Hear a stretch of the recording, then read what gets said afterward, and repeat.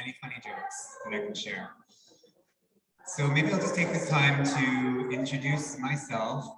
Waitell Waitell, some Brahmins Quest. My name is Jeffrey McNeil Seymour. I am Tkemlupsim. I have arrived here from my home territory, from Tkemlups Tesequecum, from where the current 215 Memorial just happened a few weeks ago. That's my nation. I am an assistant professor here at the Toronto Metropolitan University. However, I'm on long-term disability right now, as I'm also on my cancer journey. And so I've just received my 4th round of chemotherapy. This is my first time back here, back home. I really feel like I've actually come home. It's been 2.5 years since I left to go back home to go and do that, to begin that healing journey. I was just mentioning earlier that so often the language that we use around talking about cancer, because there's really real implications of like the work that we do have real implications on and in our bodies, as we know. You know, working as a assistant professor at so-called Ryerson University was, I was one of 3 hires to show ponied, if you will, as a short-term contract for 3 years, and asked to talk about, you know, really huge things, which we do. But the one thing that I really missed has been coming in and doing work like this and doing the public speaking. So you'll have to bear with me as I find my legs working with the microphone and then doing this sort of stuff again. I was just in Kamloops back home at the Thompson Rivers University for our wellness retreat for the Indigenous students in my territory. 300 students, and they requested little old me to come and speak. And I was like, I had no idea it was that famous. So I was all like listing my accolades and that sort of thing. I'm like, I have a TED talk, and then it's like all the kids are just like crickets in the audience. They're like, TED talk, what? But here I am rambling. I would like to maybe just get started. I see that my lovely, fabulous drummer singer is going to come up here, and we're going to get started in a good way. So I'd just like to say, Hiksham Hanchka Osiam Niawe Miigwech, for having me here, for having us here, for being able to open up in this way. In Sopekimshtin, we say Tekalkukpi for creator, trickster spirit, coyote, which is Skalab. My name in my language is Simrao. Simrao means mountain cat or bobcat. And since it's pride, I say Simrao.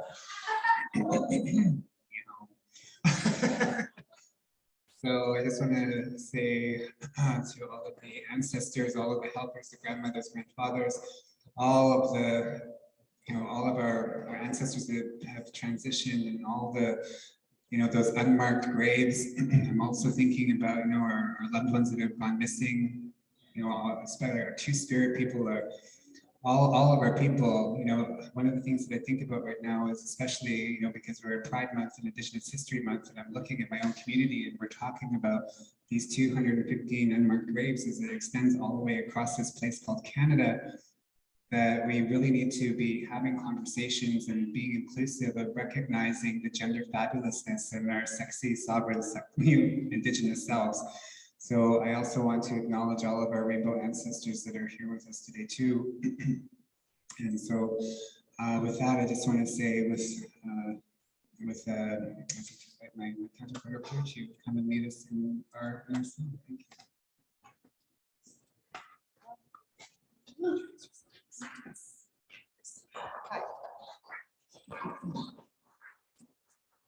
Hi, Tansi. My government name is Sarah, but my spirit names are Spotted Eagle Woman and Singing Wolf. I have 2 spirit names because I'm 2 spirited, so I am also with the Bear Clan and the Wolf Clan, so 2 clans. And I come from Swan River, Manitoba, However, due to the 60 scoop, I now call Takarato my home. Oh, now I'm louder. Woo-hoo, I gotta get closer.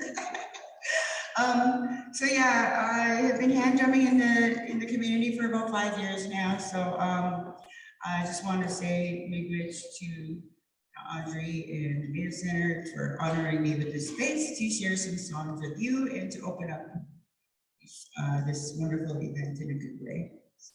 Are you singing with me? Oh, okay. I was thinking I was going to start with a welcoming song. It's called Guando Day. It's pretty. Oh, your mom's home. I know.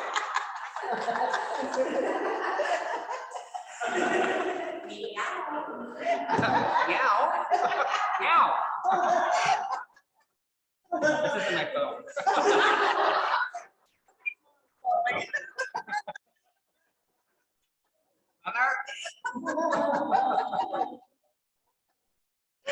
Okay, so Guando Day.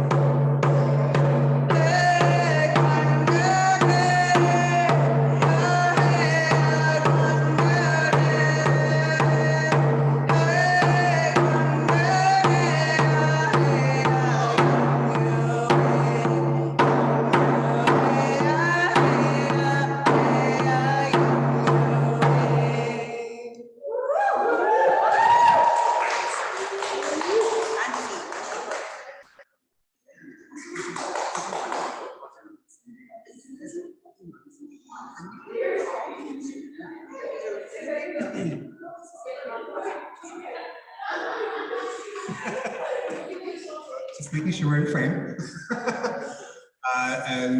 I'm going to share a Sabakan honor song, but I'm just going to sing the first verse because I'm thinking about one of my clients when I was a Gadu worker, Scott Powell, and I want to just open up this space for me, and I'm going to close it at Abolitionist Pride on Sunday. And so this is a song that we sing at times of passing, but also at times of celebration. And so it's got an interesting meaning, but anyways, thank you for drumming for me. It's really an honor to stand here with a message from another crib.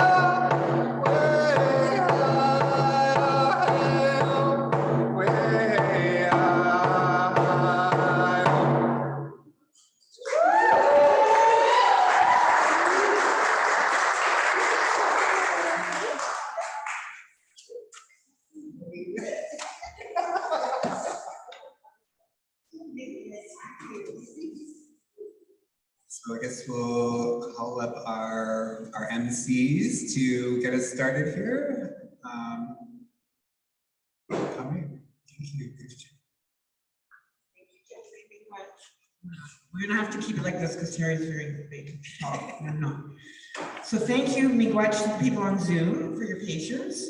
We are really excited about who's all in the room. There are lots of people in the room, and some of them have traveled very far for this event from BC. And the first people that we're going to be hearing from are actually from Vancouver Island. I just briefly wanted to give you a bit of context. So the reason we're here now is because about, well, 4 years ago, we got some funding from the Law Foundation, that is Aboriginal Legal Services, my workplace, got some funding from the Law Foundation to create a video resource for families of missing and murdered Indigenous women, girls, trans and two-spirit people. Basically in response to the need that unfortunately, has not changed since we made this video, actually probably increased. And after we completed the video, we also got a grant just before the pandemic.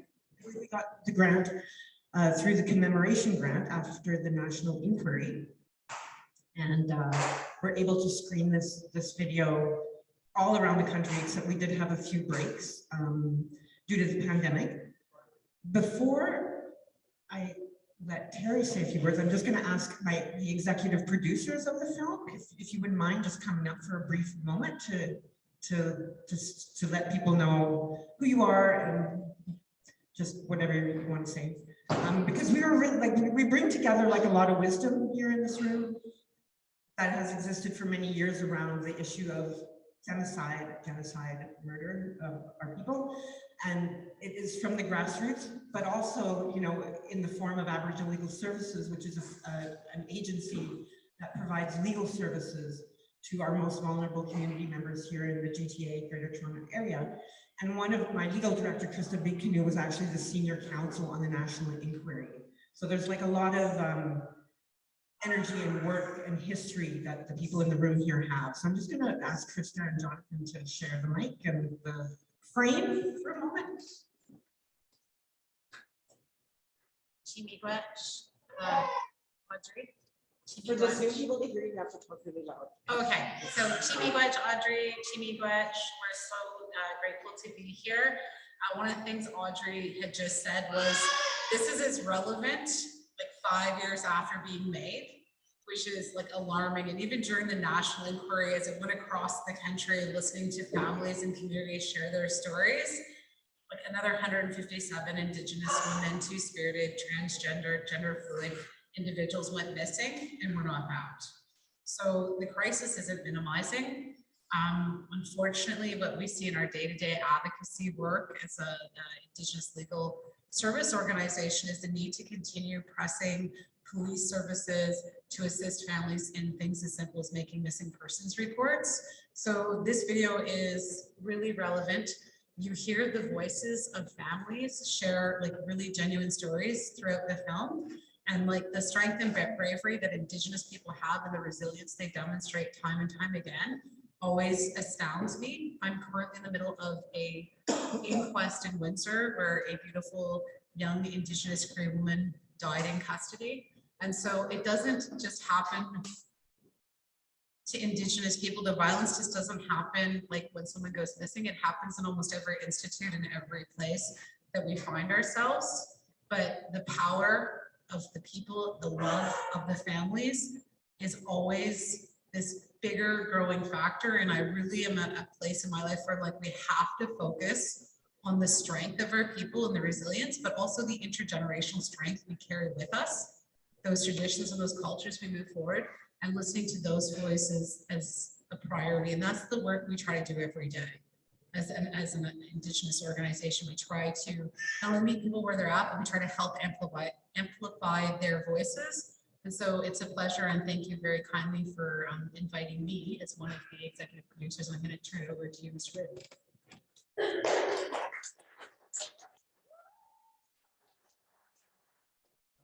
Jonathan Rutan. I'm the program director at Aboriginal Legal Services. If you don't know what an executive producer is, the executive producer is the person who finds the money and then gets out of the way. And I'm good at getting out of the way, and I helped find the money. So I get a credit. Thank you, Audrey. I'm very pleased to be here. It's great that this is on Zoom, because one of the things that we know about this video is that it's been used in many, many places. Audrey has taken this across the country, but it's on YouTube. People have shown it at AGMs. I've shown parts of it when I've done sessions for judges on understanding what's happening to Indigenous people when their loved ones go missing, and they're very, very moved by it. So this is a really great piece, and I'm glad this sort of will represent the end of the commemoration grant process. So again, to echo Audrey, as the guy who helped find some of the money, we're really grateful for the people who provided the money, the Law Foundation and the commemoration grants through the federal government. Personally, I'm really happy to be here, in part just because I could see Jeffrey and Sarah, who I haven't seen for a while, and both of whom worked at ALS. And one of the great things about working at ALS is not only do we have great people working with us, but we've had great people who've worked with us, and we get to see them wherever we go. So Chimigwach, Nyawa, and I'm looking forward to the day.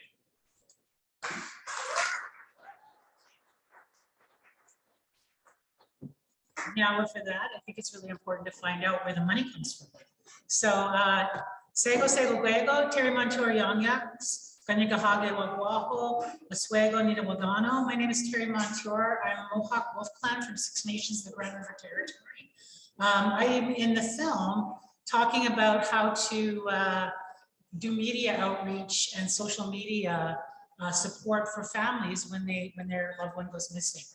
But I'm also a member of No More Silence, and have been so since 2016, because my childhood friend Shelley Joseph was murdered in 2004 by her white partner.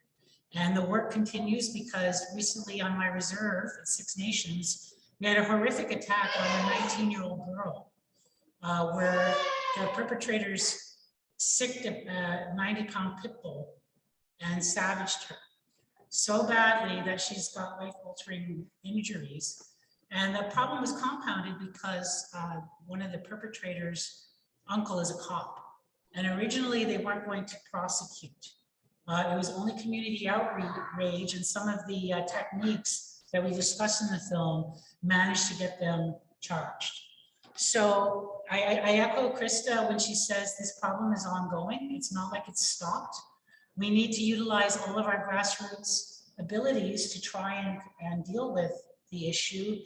And we have to mobilize and collectivize our responses, because that's the only way we're going to make any progress in this genocidal project called Canada. I'm very, very honored to be part of this film. It's been an incredible journey and I've been also honored to be able to go with Audrey across the country and discuss what's going on with people in community, which for me is a huge thing, because we're all, even though our cultures are all different, our languages are different, some of our traditions are different, we're united by the fact that in Canada, we are an oppressed people having to deal with the fact that our lands have been stolen and we have been dispossessed of it. So consequently, all of the social ills that happen to us are part and parcel of that colonialism project. And it's up to us to try and mobilize our communities when these things happen so that we can band together and prevent them from happening.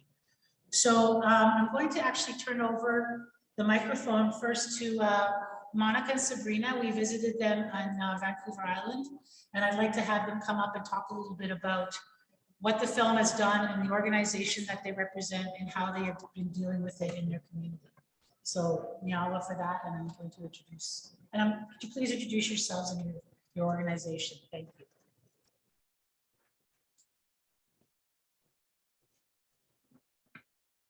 Hi, Sapka CMCA, Antapus Astronaut, Antapus Astronaut, Tanitana Quetzin. My name is Sabrina Elliott, and we come from the Quetzin territory on Vancouver Island called Duncan. And we have been directly involved in the families who have lost a missing and murdered loved one on Vancouver Island And my mom has did tremendous work and being a voice and a presence on behalf of those families throughout Vancouver Island and off of Vancouver Island. And we are part of multiple rallies, the APTN, Gone Without a Trace, and I'm just really thankful to support my mom in this journey that she's on, and a big part of this is her healing as well. And thank you, Audrey and ALS, for branching us together this way. I feel it's really important. The more voices we have, you know, combined in our culture, we say not so much following. So walking as one, working as one, the loud, you know, the more of us that stand together, the louder we will be. And the primary goal is to ensure that, you know, missing and murdered Indigenous men, women, children are heard. And I will pass this on to my mom. Hello, everybody. Scouts tonight. Monica from Cowichan. My nephew Ian Henry went missing August 2015. We got together with the chief right at the top. and friends gathered up, and we started our own little search party. We made his grandfather's home a home base, put up posters, put up an agenda of his lifestyle, like just anything that he was, you know, his habits, his favorite places, people he talked to, people he socialized with. He was 26 at the time he went missing, but he had a disability of schizophrenia. So that made him like he was about 5 years old. And prior to that, we were still searching for grand nephew Desmond Peter, who went missing in 2007. At the age of 14, just went missing off the highway, Trans-Canada Highway in Boys Road area.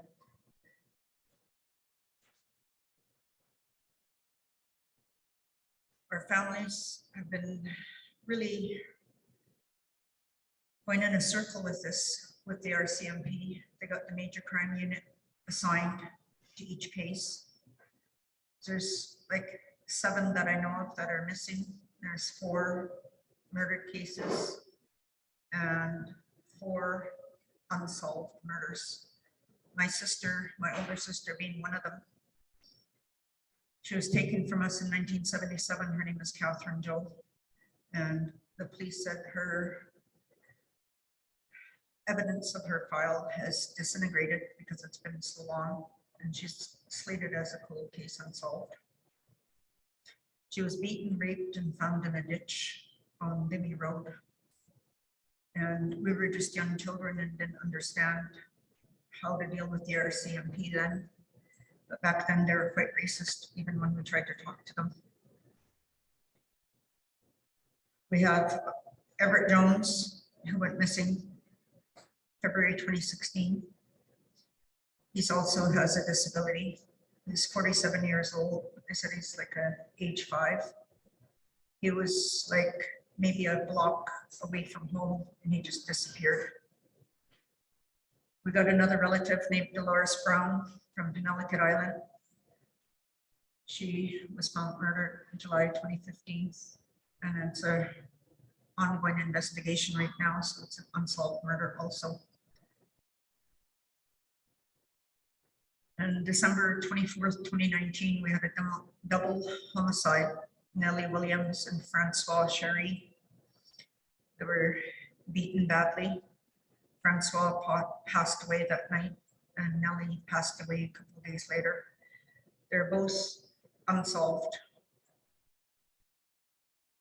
We have another nephew that went missing, Ethan Sampson, January 2020, but he went missing in our river, and we cannot find him. It's a Cowichan River there, and we've searched everywhere in that river. Throughout this, we've had support of Chief Seymour throughout the years, and Chief Thomas from Palau. They've helped us a lot in these areas, but with the RCMP, we have no help. they're passing the files around. Right now, it's a major crime unit that's handling each case. And when we try to question them, they just say it's an ongoing investigation and they can't give us any information. But they also just pass the files around. No family has an update from them for over 3 years. Started a walk, our first walk for the missing and murdered was in 2018 in Cowichan. That was started just to bring my sister home because I used to walk with Victoria in Vancouver for the missing and murdered. My aunt said I have to bring my sister home. There was well over 1,000 people and they come from all over. We did our second walk February 2019. And that was also another big turnout from people from all over. Due to COVID, we never did our third or fourth, but this year we'll be moving forward. We did the border walk 2 years ago. That was Meet the USA right at the border with their missing and murdered and ours. We met there and they're going through the same thing we are. The police aren't no help and they're just passing files around. And they got a lot of unsolved murders and unsolved missing people. Our families don't give up. We have meetings once a month, discuss what we're going to do, how we're going to take place, for the few weeks. Like we do ground search. We search everywhere in Cowichan. If we get a tip that they're seen somewhere, we'll actually go over there. And we've got the internet where we've been reaching out to our fellow friends in Vancouver because there's been sightings in Vancouver. So we send it there and pretty well go all over the place trying to find our missing loved ones. I made it to the National Inquiry in Ottawa. I wasn't pleased with how it's been and we haven't had an update. I watched Trudeau receive the final update and since then I believe has just put it in the back shelf. That was quite the big event, but our side from Vancouver Island wasn't included in those books. It was all a certain area. We weren't mapped out into that. But I did have the National Inquiry. Some people come and speak to our families. And with this, with the RCMP, they have not done anything to help us in any way. But us combining together, searching for our loved ones has made a big difference. And with Ian Henry, he's been missing since 2015. Our families haven't put a reward out on him for any information. But with Desmond Peter, who's been missing since 2007, there's $11,000 reward. One was a $10,000 anonymous donation, and the other one was $1,000 from, I believe it was Child Find, because he was young, very young when he went missing. Everett Jones, there's a $2,000 reward, $1,000 from his mother, Myra Charlie, and $1,000 from Pacheedaht Nation. With us coming together, walking as one has helped us. I've been reaching out to media a lot. I find out I get more movement when I go to media. In 2019, I contacted APTN and we did Without a Trace. Colin Crozier is the one that filmed that for us, and that tells the whole story of the ones that I just named: Ian Henry, Desmond Peter, Everett Jones, and Catherine Joe. There's a bulletin board in Cowichan for Dolores Brown. It's there. I don't know how long it's going to be there, but that was something that they managed to do, the family from Connecticut. And now in Cowichan, what we're dealing with is a opiate crisis. we've got a lot of that going on there right now, and it's been really sad for the past 2 years. We've been burying very young children to 47-year-old people, the age category, like from 12 to 47 of opium crisis. They call it an OD, which I'm trying to get that changed and let the coroner slate it as being, buying a tainted drug, being poisoned. I do a lot of advocating all over the place, but we also do ground search all over Cowichan. We've expanded it to the mountains because we get tips that they were disposed of up the mountains. Like anything that is given to us, we'll go and investigate ourselves. And we usually, combined as one, there's probably about maybe 30 of us that'll actually go meet together, and about 5 of us will go actually do the ground search because one's in the family are elderly.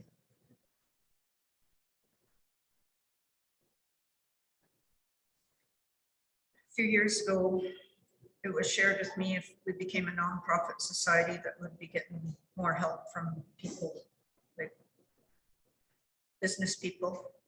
So we became a nonprofit society of the Cowichan Missing and Murdered Women, Men, and Children.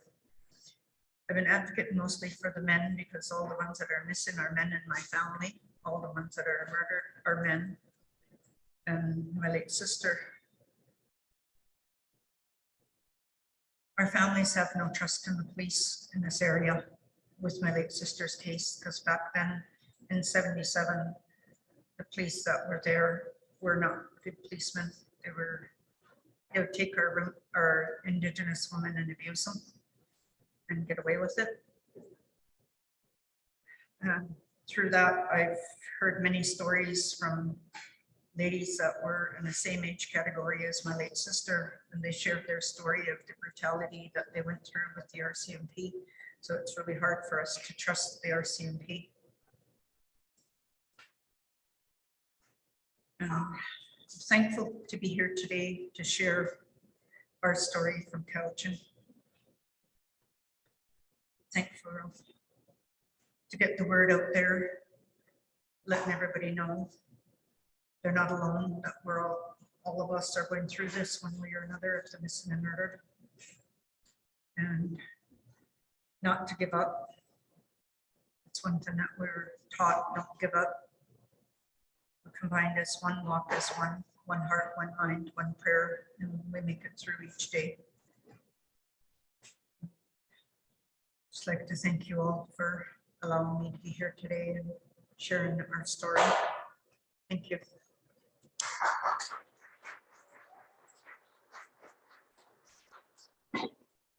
I have to say that when Audrey and I went to meet with Monica and Sabrina, and when Jeffrey was with us as well, I can't forget Jeffrey, but I was really struck by how they were doing this on their own, without support, without any kind of resources, out of the love for their family members. And so it was really great to be able to share with them some of the things in our film, because they were already doing them, and how to refine what those things were. So I lift them up. I think this is the kind of work that we all have to do, because there is no one helping us. And so this is the grassroots level that we have to do, and where we can find to make those connections with each other. We do this, and that way we make a network across the country to lift each other up, and to not lose hope, and to also push those authorities in charge to really take us seriously. So Nyalagoa, I really think that the work you are doing is beautiful, and I know that your loved ones, wherever they are, appreciate it. So Nyala. I'd like to next ask Anna and Johanna to come up and talk a little bit about their work and their community too.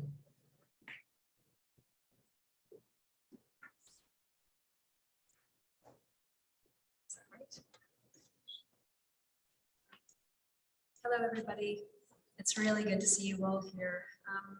My name is Anna Stewart, and I'm here with my colleague Johanna Black. We're here from the Sexual Violence Prevention and Response Office at UBC Okanagan, which sits on the ancestral and unceded territories of the Syilx Okanagan people. I'm just really honored to be here today, to be sitting with all of you, to all this amazing work that's going on and to be hosted so graciously in these beautiful territories with this beautiful food. So thank you all for that. I'm Secwepemc on my mother's side, from Hatchel, which is also known as Soda Creek outside of Williams Lake in the central part of BC. But I grew up in the Newhawk territory of Bella Coola. And I'm currently working at UBCO, but I live on the unceded and ancestral territories of the Coast Salish people, so of the Musqueam, the Squamish, and the Tsleil-Waututh people. And I'm wanting to say a few words about Audrey. So I hold my hands up, Coast Salish hands up to all of you and for all of this amazing work that you do. Thank you so much for sharing your story, Monica. It's just incredible, the work that you do. And so thank you, Audrey, too. Audrey I've known for over 20 years now, longer. So my native sister, my comrade, and my friend, thank you for this beautiful work and for the invitation to be here. So I think, you know, on this work, on this issue of missing and murdered Indigenous women, trans, and Two-Spirit folks is so pressing and has hit us all in all of our communities, in our families, in our circles of care, all across this country that they call Canada. And for this, also really thankful for this resource guide and for the promoting of this, because it's very, very useful and helpful. Unfortunately, we're still facing this same issue over and over again. So the more, you know, that we can do to make our voices heard around it, the better. So that's all of us that have been affected. So for aunties, moms, cousins, daughters, lovers, sons, that we've lost to colonial violence and issues and extractionism that continue to affect us. And I think that it's really important to honor these community members, youth, frontline workers, elders, activists that create these spaces of care, of cultural connection and solidarity, and that actively resist these forces of colonial violence and extractionism that harm and hurt our lands and people, and that devalue and dehumanize women, two-spirits, racialized folks, children, people living with disabilities, the most vulnerable and precious among us. So thank you. Thank you for being here.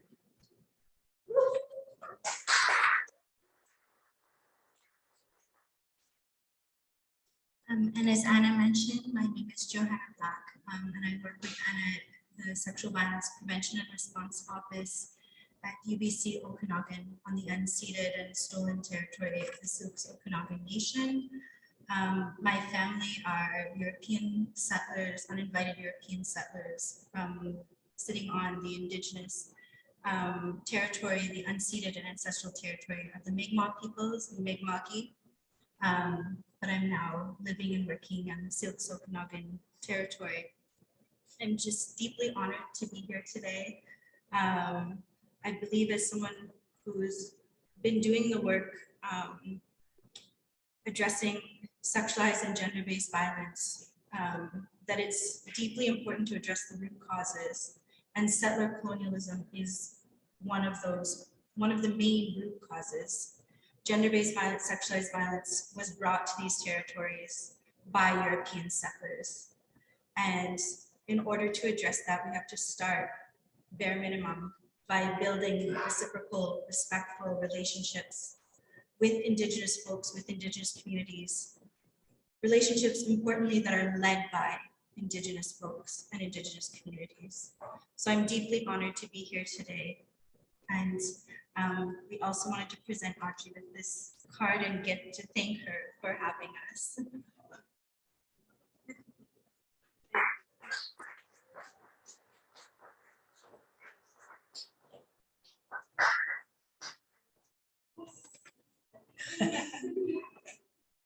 We got to show. Indie City earrings.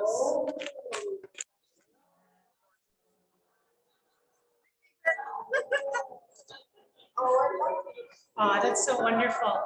I think that preventative work is actually the frontier where we need to go. We need to be talking to our children right from the beginning about respectful reciprocal relationships and how to make them better. And I think that the work that Anna and Johanna do is really important, especially in a university setting where young people are, you know, for the first time on their own, and they need to be, you know, understand the kinds of places where they are in order to make better choices, quite frankly. Next, I'm going to invite up Jessica so that she can tell us what her organization has been doing. Thank you.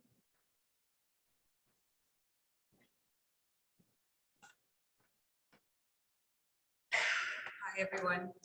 Thank you so much for having me. My name is Jessica Quijano, and I'm from Junjage, known as Montreal, the Mohawk, unceded Mohawk territory. And I work for the Native Women's Shelter.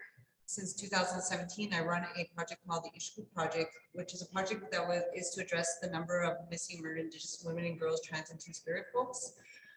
So for many years working at the shelter, when we would have women, from across the country, but we majority have women from Nunavik and Nunavut, Inuit women who come to Montreal for a variety of different reasons and sometimes end up in situations of homelessness. What the shelter and noticed is that when one of the women weren't coming back and they would try to call the police to do a missing persons report, the police would not take the report, would often make reasons that she was probably on a bender, a lot of the stereotypes associated with, unfortunately associated with Indigenous people, and would basically not take the police report. So after many years of advocacy with Quebec Native Women and the Native Women's Shelter and a lot of really amazing Indigenous women, they were able to get funding from Justice Canada to create a position to be a liaison between family and loved ones and to do missing persons reports instead of the family or the instead of the often the times when it's someone is going missing, it could have been someone from the street, a friend, did not necessarily want to go to the police because of the ongoing over-criminalization. So what we were able to accomplish is that we did a protocol with the SPVM, that's the Montreal Police, where I can go and do a missing persons report. I will retrieve the information from the person and keep that anonymous, go to the police, and then put pressure on the police to locate the person. What we also were able to do, because often with missing persons report is that they categorize it with urgency, like number 1, number 2, number 3, number 4. Like for example, a child would be number 1, someone who's suicidal would be number 1. But let's say it was before an Indigenous woman living on the street would be a number 4. So we were able to prioritize that as a number 1. So whenever I get a missing person, someone calls me, I go and I do my contacts with the Montreal Police, and then we have to do a report right away. Of course, that comes with a lot of challenges because how do you work with a system that is very violent towards a community? So we're talking about a police force that is continuously violent towards the same women that are going missing. So what we are as well, like unfortunately in 2017, we had Siasi Telegok that was found dead in the downtown core and was very, very quickly ruled a suicide. So with the Ishku Project, we were able to reopen that case, and it's still ongoing because people on the street were convinced that it was a homicide. In 2018, we had Donna Perret, an woman who was living in homelessness for many, many years. It took about 5 months for me to get that information to do that missing persons report. To this day, we still do not know where she is. So we really find that it's really important, the timing of when someone goes missing, to be able to make that report. What we ended up also establishing, and this was just by trial and error, and I'd just like to say that this film was one of the first films I watched before I started the project in order to know what direction to do it.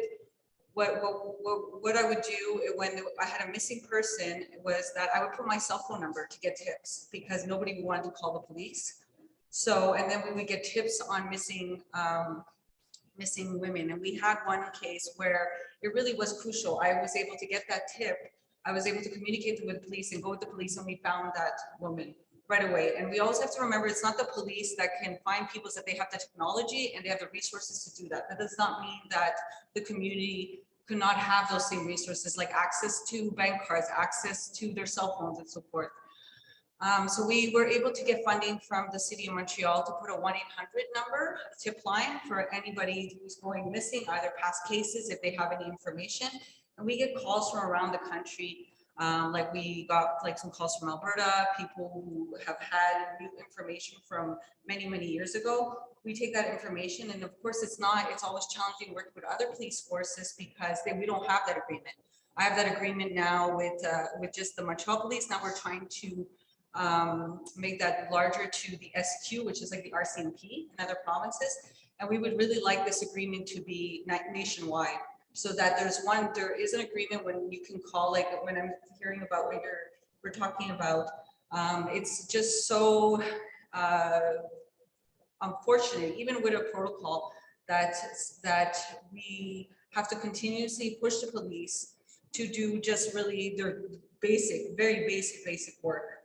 So I'm pleased to share any kind of information about the Ushku project, because we have during the pandemic we had saw an increase in missing cases, specifically girls in care, Indigenous girls in care who had ran away, and it would sometimes be in very, very dangerous situations. And it was really, really amazing to sometimes really find women and girls where otherwise they wouldn't be alive today.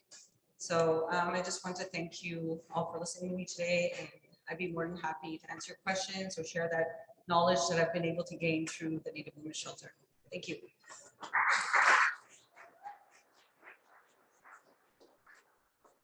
I love the work that Jessica is doing, and that's some serious grassroots work, forcing the police to do their basic job. And I really like the idea of spreading that program across the country, so that there's like if people don't want to talk to the cops, there's a community tip line. I think that would be really, really amazing if we could institute that across the nation. It might make things a little easier for families when they're having to do the searches on their own. Next up, I'd like to bring up my Jedi Master, Jeffrey McNeil, to talk a little bit about what he's been up to and things that he has done in the past.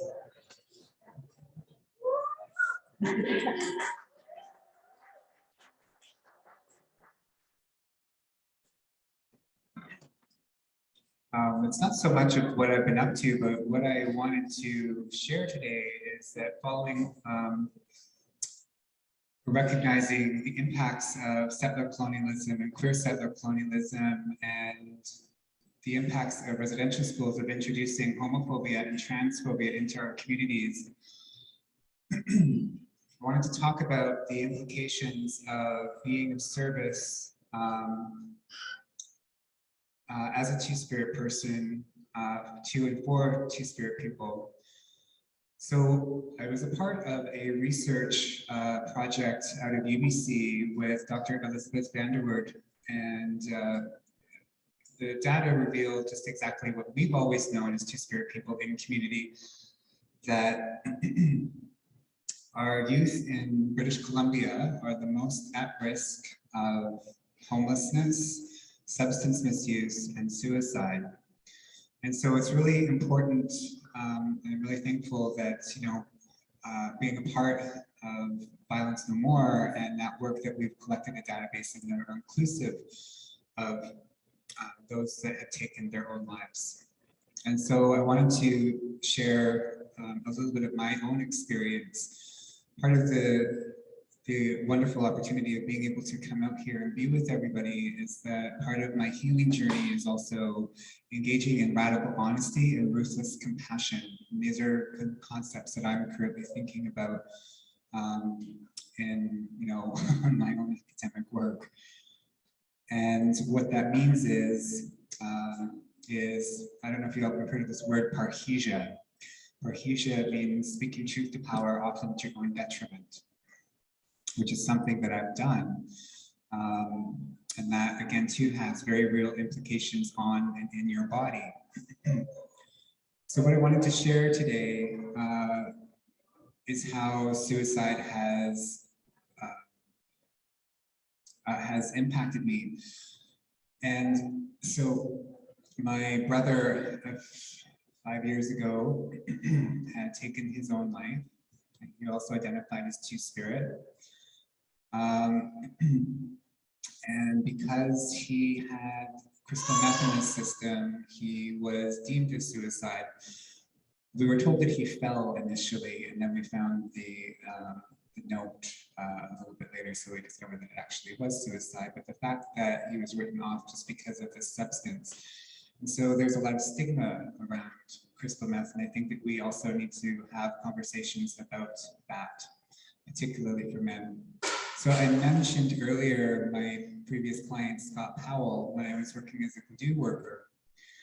And when I was assigned his file and I came up to the reception, I was like, oh my God, please don't, no. And sure enough, that Cutie Patootie was totally my client. And so I'm gonna be a little bit, we're gonna laugh a little bit because it's gonna be a little bit heavy from here on out. But, and he totally knew it too. So he was totally flirting back with me. So that was super awesome. But as I got my smitten kitten under control and started using my MSW chops, what really struck me as I come to understand his story, as he was telling me his story, was just the similarities of what he had moved through and what he had gone through in his life. Coming into care, going through the foster system, but also then too on the other side of coming through that, moving to a larger center. And so being a First Nation Sensation Aboriginal, Haile Biscotti, what really caught me off guard, what I didn't anticipate, and being of service to this person was just actually how close our stories were. And so, you know, for Two-Spirit, for at least my experience, and so I can only speak as a male identified Two-Spirit person, but, you know, the tokenism, the exotification, coming into the gay scene, coming into and going through all of that, well, he quickly fell into the party scene, and that was so close to my experience, moving to the city as a young 20-year-old to Vancouver. And so coming to understand his story and to hear all of these things, and then also to see the things that he was facing. What struck me is that he was also on the dean's list. He had, you know, come through, you know, that party scene. He was going to school. He was becoming an interior designer. He was on the dean's list. He was on the president's list. Had all these great things going for him, but had this really huge thing that he had to face in court. And it was so much so that he wound up taking his own life. And it was really a huge moment for me, because what I also want to share is that I also, in my own MSW training, I didn't ever think about having suicide intervention training. So I didn't know what to do. I didn't know how to reach out, and I didn't know how to ask for help. Because I did what I knew too. And what I knew what to do for myself was to turn off those feelings, and I relapsed. And that's one of the reasons why I had to leave Aboriginal services, because I knew that I needed to go home to heal. And so that's the truth of it. So I just wanted to share that piece around that.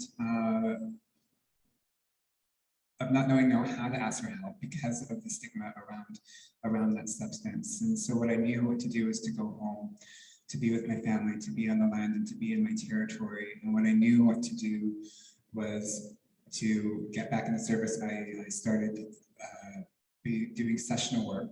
And so to keep with the work that I was doing out here, I wound up taking my decolonizing social work students and getting them to do solidarity marches with the downtown east side and with the strawberry ceremony.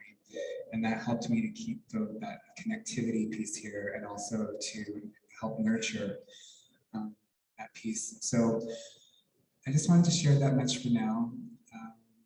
I just want to say Kukjem, Anchka, Ocean, Niawe, and Miigwech. And thank you for and I was again coming to visit you guys and having that dance last year was incredible. So it's just really nice to see you again. So.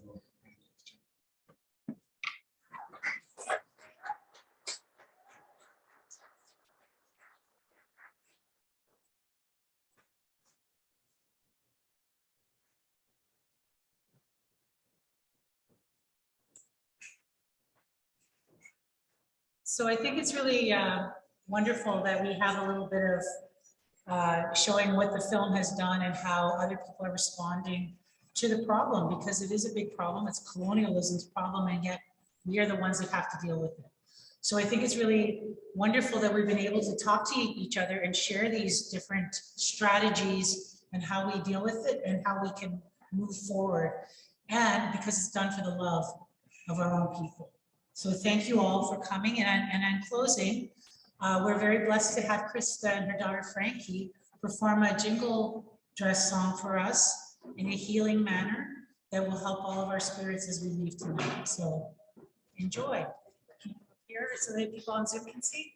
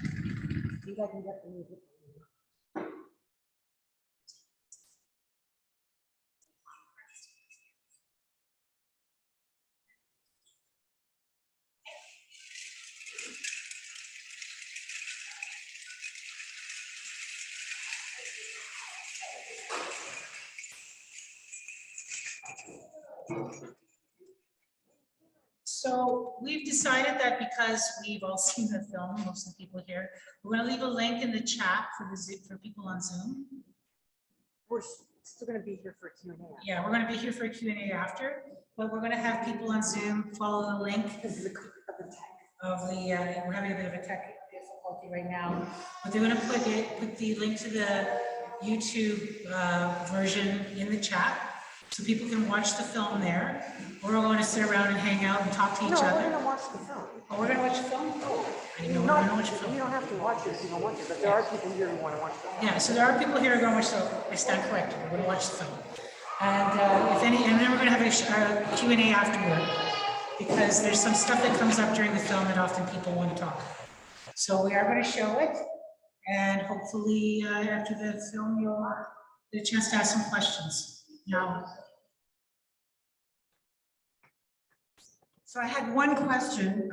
We got the funding in we actually kicked off shooting in Newfoundland in 2016. But, you know, we had enough, the biggest cost often for this kind of a shoot is travel funds, and we had enough that allowed me to go to a lot of places, which was great. We also piggybacked it on a No More Silence grant, which brought a lot of us to Newfoundland together. So Jeffrey was there, a whole bunch of us were in Newfoundland and St. John's, and we also had people come from Labrador. Oh yeah, because I would like to, Terry, can you maybe go to the website and like, can we bring up I just want to let people know that there is the resource page, that it isn't just this 20-minute film, but we actually put the full-length video of everybody up who I managed to interview. So if you go to our Aboriginal Legal Services resource page under Missing People resource, you have to look over here and make this smaller. This is what you're looking at. You're looking, oh, yeah. So yeah, so like you can see the full-length video of Terry, where you only have snippets in the film. You can see the full-length video of Beverly Jacobs' interview, but also all the people who had great interviews like Jeffrey's, but it didn't fit into the way we, you know, constructed the 20-minute resource. But it's all on ALS's webpage, along with a great resource on trauma and traumatic grief, which was developed by Dr. Janet Smiley. so then, So, more, not just another case. Well, I think we have to actually look at not just another case. oh, is it on the YouTube? There, yeah. Is that the YouTube? Okay, we have to actually put it in here. I'll Yeah, you'll have to do it.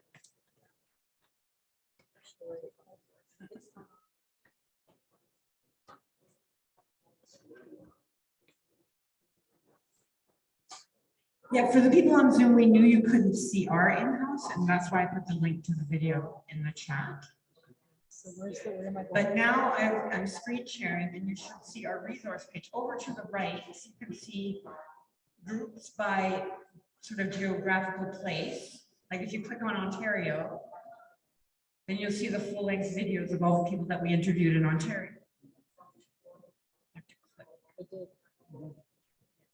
So there's the full-length Ontario video.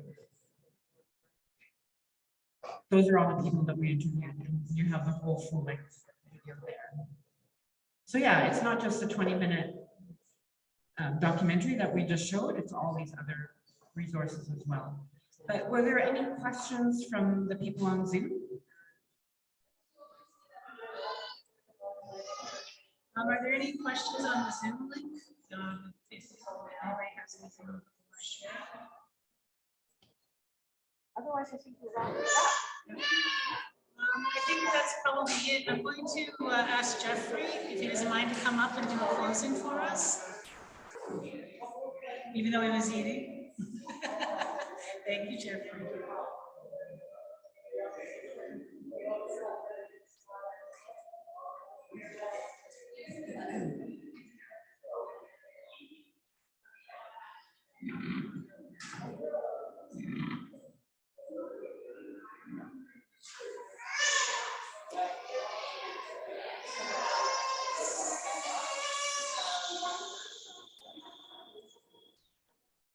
One, two, three, all eyes on me. Is there anything in my teeth?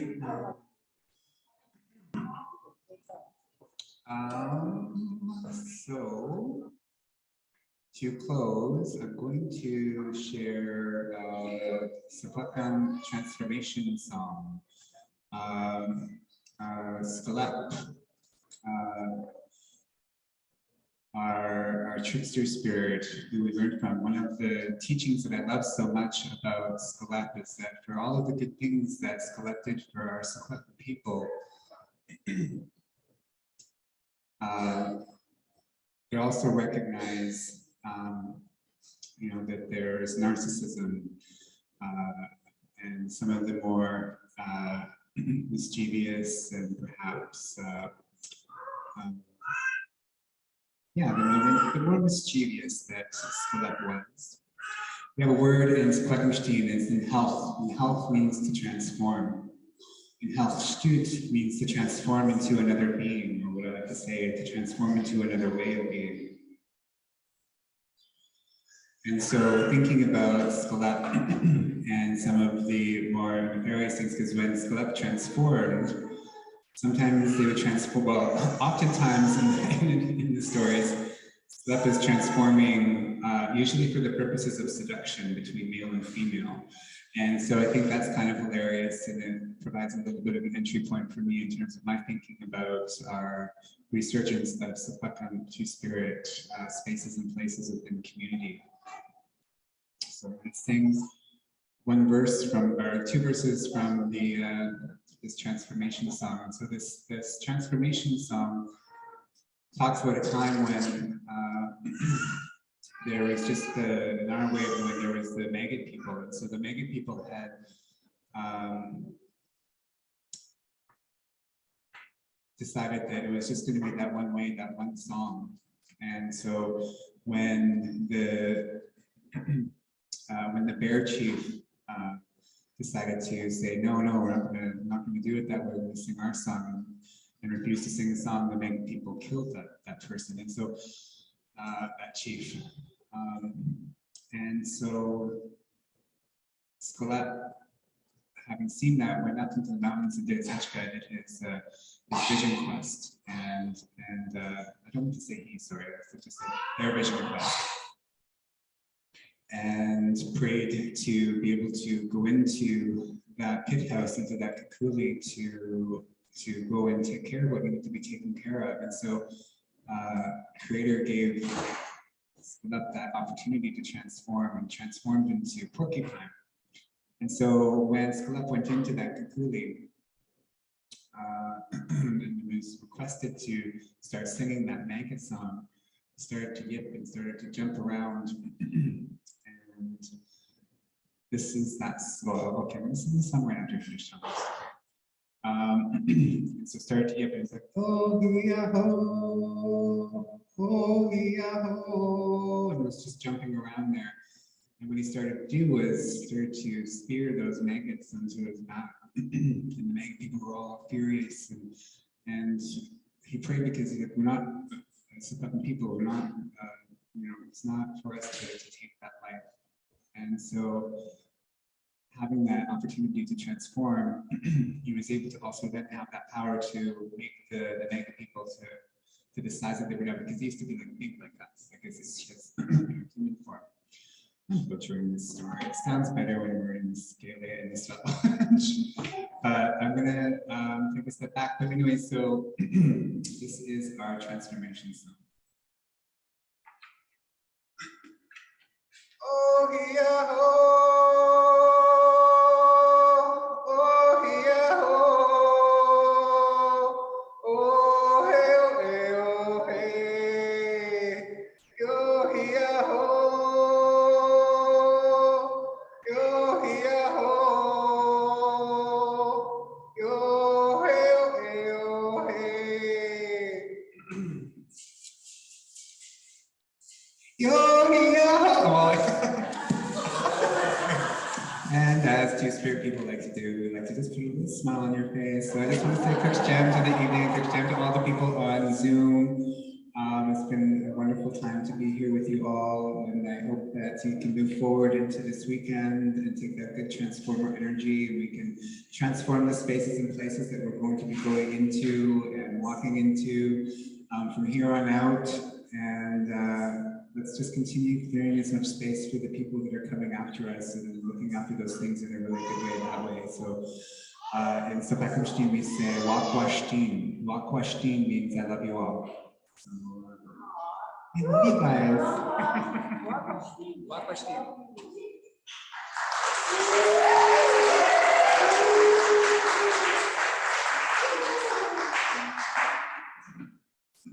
Thank you to everybody in the room and on Zoom, all our relations.